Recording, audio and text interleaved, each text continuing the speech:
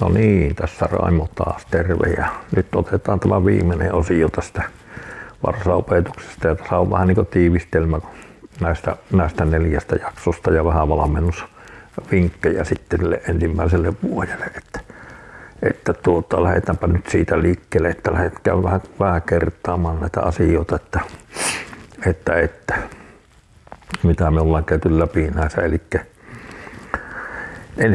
ensimmäisenähän se oli se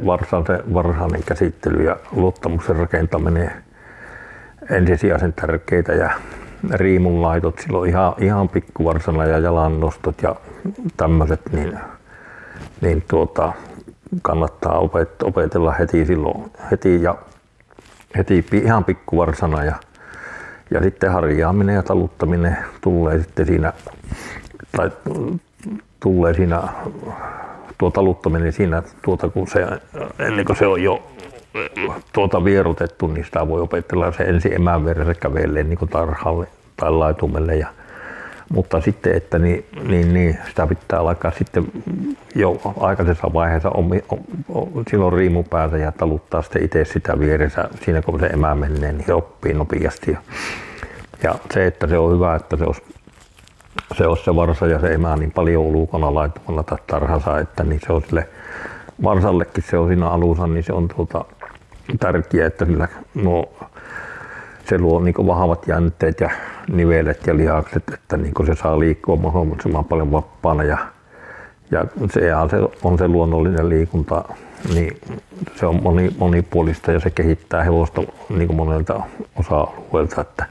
karsinnassa seisottaminen ei johda mihinkään, se johtaa vain lihaskatoon ja sitten heikkoon nivelten kehitykseen ja sitten semmoinen asia, että se kasvu- ja herkkyyskaudet ohjaa sitä valmennuksen suunnittelua sitten aika paljon, että jos se hevosen luusta ja lihaksiston kehitys jatkuu vielä 4.–6. ikävuoteen, mutta että tärkeimmät perusrakenteet muodostuu jo silloin nuorena 1,5 ja 2 vuoden iässä ja sitä rattaa, että niin. Mutta nyt on käyty noita läpi ja on opetettu takkaa ajettu kärryt opetettu ja muuta, niin se harjoittelu tietenkin sitten aloitetaan silloin vuoden ikäisenä niillä kärryillä ja aluksi oli tosiaan ne lyhyet käynti- ja ravilenkit niin säännöllisiä, että kun se on nyt oppinut siihen, että sillä ne kärryt on ollut perässä ja niitä on vaikka peräkkäisenä päivinä käyty pietty ja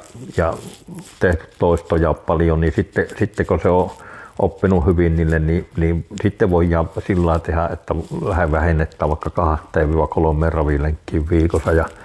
meidän lenkkien pituudet ei tarvitse olla kuin 2–5 kilometriä, että se on ihan sopiva ja semmoiset rauhalliset, tietenkin jos minkälaiset ajopaikat kelläkin on, mutta tuolla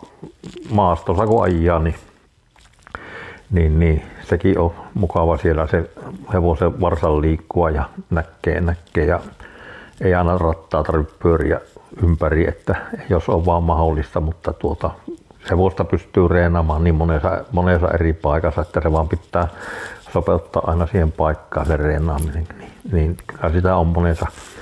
monessa paikassa pystyy reenaamaan ja saamaan hevosta varsaa eteenpäin, mutta se on sitten kaikessa tärkeää on myös sekin, että se ei väsy se varsa, ettei liikaa sitä rupia ajamaan ja jos se vähänkään tuntuu siltä, että se väsyy niin, että taas se rupeaa kieltäytyy liikkumiselta, niin se pitää sitten keventää kyllä ihan, mutta sitä hevosta pitää osata lukia tai sitä varsaa ja seurata sitä, että miten se ottaa ne kevyetkin ajolenkit silloin kun on siirrytty siihen 2–3 kertaa viikossa muutamaan 2–5 kilometriin, niin mutta kun se tottuu sitten niihin kevyisiin lenkkeihin, niin sitä harjoitustahan voi sitten astettaan lisätä, mutta edelleen kannattaa välttää sitä kovaa rasitusta liian aikaisin, sillä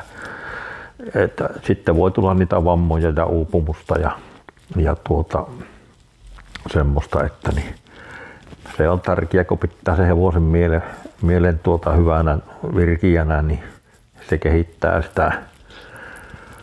fyysisesti ja tasapainoisesti, mutta sitten pitää muistaa myös se lepo, että se on olennainen osa sitä valmennusta, että se nuorikin hevonen tarvii, se lihakset tarvii sitä palautusaikaa harjoituksesta, ja sitähän monesti sanotaan, että että harjoittelun teho syntyy sitä palautumisesta, niin on suositeltava sitten tietenkin pitää niitä harjoituspäivien välissä niitä lepopäiviä tai sitten ihan semmoisia kevyitä päiviä, mutta se lepopäivätkinhän niin se tietenkin ulkona eikä sisällä seisottaa sitä, että niin se on tuommoinen nuori hevonen, niin se on kuitenkin aika herkkä tuommoiselle ressille ja se tylsistyy nopeasti, että siksi se valmennus kannattaa pitää mielekkäänä sille ja sillä lailla. Niin. Ja tietenkin se, että kiireetön ja semmoinen johdonmukainen ote niin lisää hevosen luottamusta ja siihen ajajaa ja hoitajaa ja sitten se motivoi tietenkin siihen oppimiseen, että niin. Ja se pitää muistaa, että se nuoren hevosen valmennus vaatii malttia ja aikaa, että se tulee näkymään, sitten se hyvin rakennettu perusta, niin se tulee näkymään kilpailussa ja sillä lailla, että ja sitten sekin pitää muistaa, että jokainen hevonen on yksilö, että se pitäisi niin se valmennus miten sitä sanotaan, niin räätälöidä sen mukaan, että niin se kiirehtiminen ei joha mihinkään muuta kuin tulee vaan ongelmia, että niin. Mutta kärsivällisyys ja semmoinen johdonmukaisuus tuottaa tulosta, että niin. Mutta en minä tiedä, onko tässä enää muuta, että niin. Kiitos, että jotka olette ollut kuuntelemassa tai kuuntelette näitä minun höpinöitä, niin jospa minä olisin tyytyväinen, jos joku oppisi näistä jotakin, että se olisi niin se tarkoitus ja se, että olisi sulle hyötyä tästä näistä tievuosta, mitä nyt ollaan käyty läpi tässä, niin mä olisin siihen tyytyväinen, mutta edelleenkin saa sitä kommenttia laittaa sinne ja mielipiteitä, jos on jotakin, että jossakin asiassa eri mieltä, niin